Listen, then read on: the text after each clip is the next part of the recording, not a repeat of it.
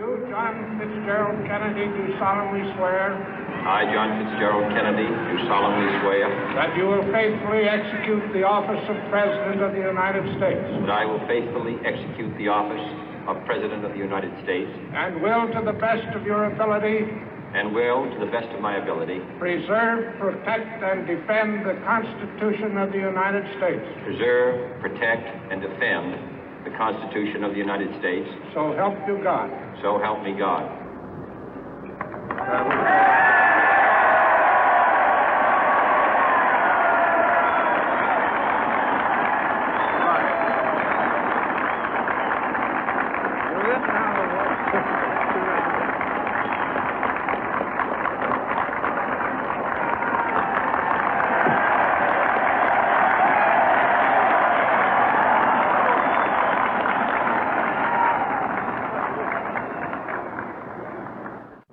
Vice President Johnson, Mr. Speaker, Mr. Chief Justice, President Eisenhower, Vice President Nixon, President Truman, Reverend clergy, fellow citizens. We observe today not a victory of party, but a celebration of freedom, symbolizing an end as well as a beginning, signifying renewal as well as change. For I have sworn before you and Almighty God the same solemn oath our forebears prescribed nearly a century and 3/4 ago. The world is very different now, for man holds in his mortal hands the power to abolish all forms of human poverty and all forms of human life. And yet the same revolutionary beliefs for which our forebears fought are still at issue around the globe. The belief that the rights of man come not from the generosity of the state, but from the hand of God. We dare not forget today that we are the heirs of that first revolution. Let the word go forth from this time and place to friend and foe alike that the torch has been passed to a new generation of Americans born in this century, tempered by war, disciplined by a hard and bitter peace, proud of our ancient heritage, and unwilling to witness or permit the slow undoing of those human rights to which this nation has always been committed and to which we are committed today at home and around the world.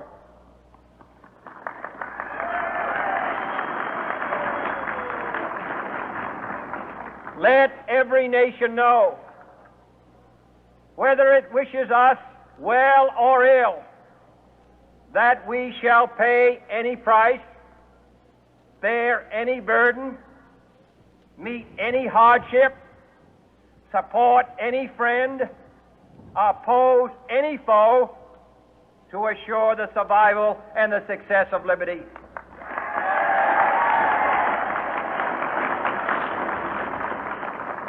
This much we pledge and more.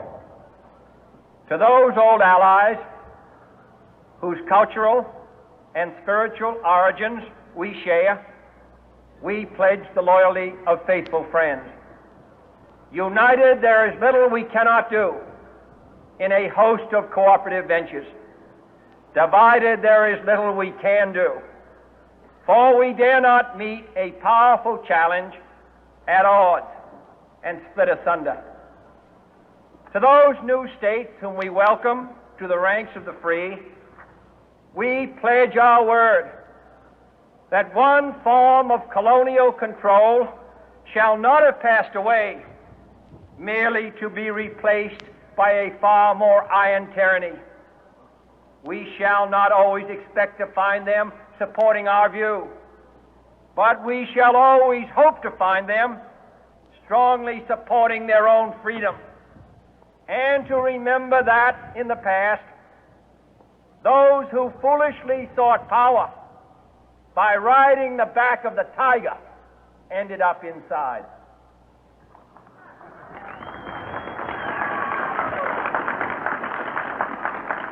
To those people in the huts and villages of half the globe struggling to break the bonds of mass misery, we pledge our best efforts to help them help themselves for whatever period is required, not because the communists may be doing it, not because we seek their votes, but because it is right. If a free society cannot help the many who are poor, it cannot save the few who are rich.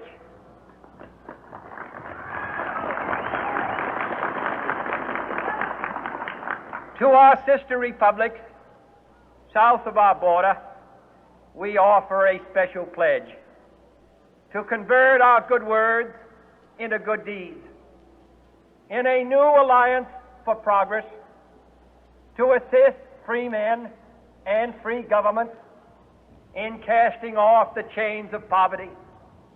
But this peaceful revolution of hope cannot become the prey of hostile powers. Let all our neighbors know that we shall join with them to oppose aggression or subversion anywhere in the Americas. And let every other power know that this hemisphere intends to remain the master of its own house.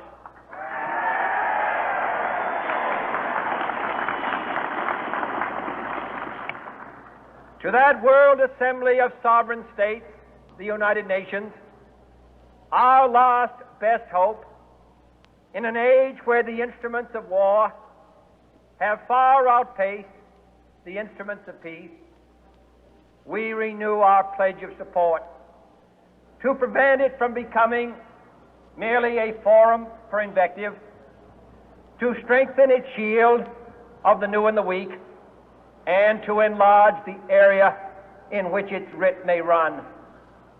Finally, to those nations who would make themselves our adversary, we offer not a pledge, but a request that both sides begin anew the quest for peace.